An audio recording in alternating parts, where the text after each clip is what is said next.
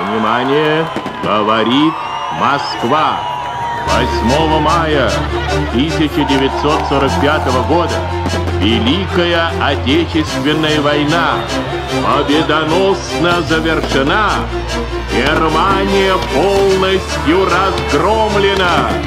Вечная слава героям, павшим в боях за свободу и независимость нашей Родины. Никто не забыт, ничто не забыто. Я у себя дома, я молод, я свободен. Кровь наших дедов была не зря пролита. Слава героям за нашу великую Родину. Никто не забыт, ничто не забыто. Я у себя дома, я молод, я свободен. Кровь наших дедов была не зря пролита. Слава героям за нашу великую Родину.